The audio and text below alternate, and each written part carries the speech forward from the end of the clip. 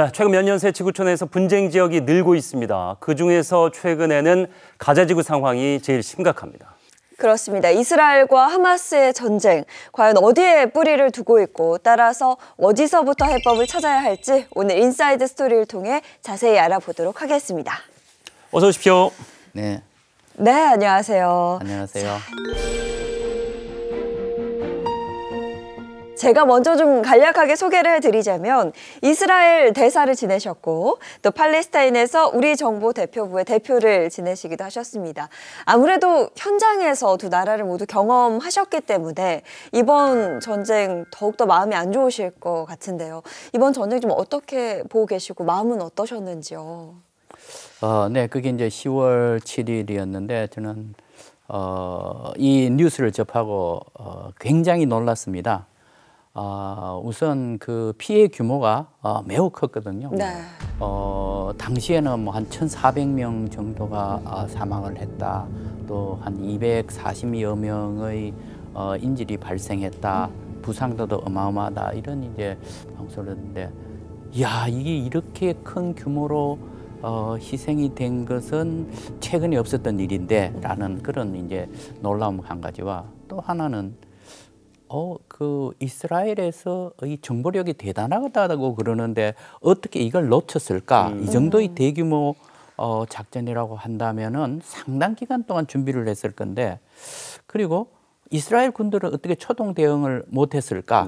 그런 여러 가지 이제 생각 때문에 이렇게 되면은 아마 이스라엘 군에서는 대규모 보복 작전을 하게 될 것이다. 그러면 또 인명피해가 어마어마하게 날 것인데 이걸 과연 어떻게 이걸 처리를 해야 될까? 그런 이제 걱정이 굉장히 앞섰습니다. 가자 지구가 지금 심각한 상황이에요. 연일 뉴스를 전하면서 진짜 가슴이 아프고 제일 큰 희생자들은 이제 아이들이기 때문에 현지인 중에 연락이 닿는 분이 좀 있습니까? 가자 지역 내에 있는 사람하고는 지금 현재 연락이 닿지 않는데. 네. 어제도 이제 그 사람을 한국에서 한 사람 만났습니다. 네. 근데 이제 그 사람도 가자 지역, 고향이 가자입니다. 이게 지금 현재 통신이 되었다 안 되었다 끊겼다 한다고 합니다. 그래서 그 통신이 될 때 이제 사진도 보내주고 이렇게 하는데 이게 파괴된 이런 장면들이 많더라고요. 그러면서 오늘도 어제도 3번 내지 4번 이 폭격을 피해서 이 지하에 가서 이게 숨고 그런 일들을 매일 하고 있다는 겁니다. 그래서 네. 굉장히 불안하다고 그러네요. 그래서 사실상 지금 이제 바깥에 있는 이 팔레스타인 사람들도 그렇게 편하게 생활을 못 하고 있는 것 같습니다. 자, 전쟁이 지금 이제 과격해지면서 미국이 좀 이제 자제해라. 또 뭐 유럽 쪽에서도 이대로 가면 안 된다라고 얘기를 하고 있습니다만은 이스라엘의 네타냐후 그리고 이스라엘 전반적인 정서는 이번에 아예 그냥 끝을 보겠다라는 느낌입니다. 그렇습니까? 우리가 대규모로 피해를 입었기 때문에 가만히 있지 않겠다.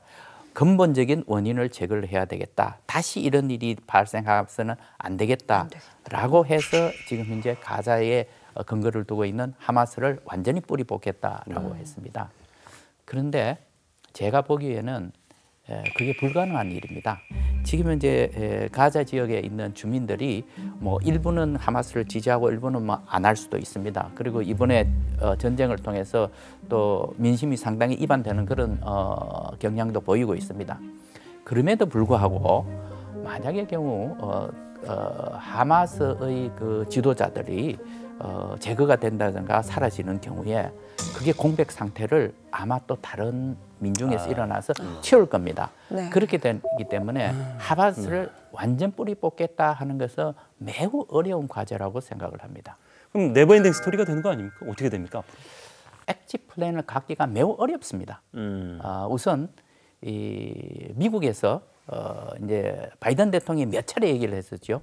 전쟁 끝나고 나면은 이스라엘이 재점령하는 거 반대한다. 몇 차례 얘기를 했습니다. 근데 또 네타냐후 총리는 전체의 전반적인 안보 책임은 이스라엘이 가질 것이다. 이제 이렇게 얘기를 합니다. 네.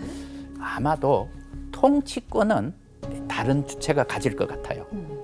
그런 거를 볼 때 지금 현재 웨스트뱅크 서안 지역에 보면은 지역이 지금 A, B, C로 나누어져 있습니다. 에어리어 A, B, C로 나누어져 있는데 에어리어 A는 팔레스타인이 통치도 하고 안보권도 갖고 있습니다.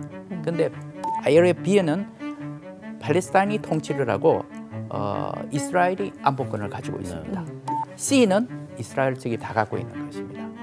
이미 그러한 형태가 있기 때문에 그것을 조금 응용하려고 하는 것이 아닌가라는 생각합니다. 예를 들어서 에어리어 B를 어떻게 좀 응용을 해서 가자에 적용할 수 없을까라는 그런 생각도 갖고 있는 것 같습니다. 그래서 설령 이게 끝난다 할지라도 어정쩡한 상태대로 상당 기간 가지 않을까 그런 생각이 듭니다. 아니, 이렇게 우려스럽고 좀 걱정스러운 상황이 더 커지는 이유가요. 또 미국과 이란의 확전 얘기도 좀 나오고 있어서 이 부분은 어떻게 보고 계신지도 궁금해요. 이란이 당면하고 있는 가장 큰 문제는 뭐냐 하면은 지금 핵 개발 의혹 때문에 경제 제재를 받고 있습니다. 미국의 제재, 유엔의 제재 뭐 계속해서 제재를 맡고 있는데. 그 제재의 규모가 매우 엄청납니다. 그래서 그 제재로부터 빨리 해제되기를 굉장히 많은 노력을 기울이고 있습니다. 네. 자, 그러는 경우에 여기에 직접 개입을 하게 되면은 그게 부정적인 영향을 틀림없이 미칠 것입니다. 그렇다고 해서 하마스가 완전히 뿌리 뽑힐 때까지 가만히 두지는 또 않을 것 같습니다. 이란의 대리 세력이라고 소위 말해서 시아 벨트라는 게 있습니다.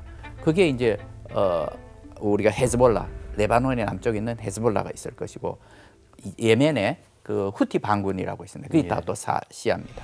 그리고 시리아와 이라크 지역에 그 나라에 또 이란이 지원하는 시아 그룹이 있습니다. 여기를 통해서 간접적으로 이제 개입을 할 것인데 그 규모도 전체적인 그 이란의 전략에 부합하는 선에서 그 정도로 개입하지 않을까 그런 생각을 합니다. 자, 뭐 전쟁이 장기화될 것 같다라는 이야기가 계속 되고 있습니다.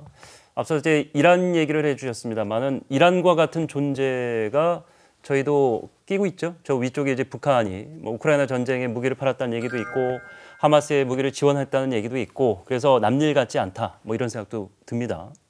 전쟁이라는 것이 조그만 틈이 있으면 그게 이용해서 이 침략을 하려고 하는 것이 사실상 그게 전쟁의 역사입니다. 그렇습니다. 그렇다면은 북한으로서도 이번에 이런 사태를 보면서 제가 보기에는 많은 학습 효과를 얻었을 겁니다.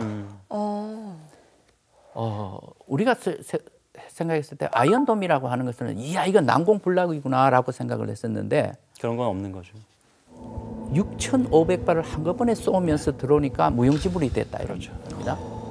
그냥 보통 오토바이를 타고 들어오고 패러글라이더로 들어오고 그 해상 보트로 들어오고 이렇게 하면서 육해공으로 해서 상륙을 한 겁니다. 시뮬레이션만 해봤지 실제 겪지 않았기 때문에 그럴 것이다 예측만 하는데 그게 다 깨지는 거예요. 실제 그렇습니다.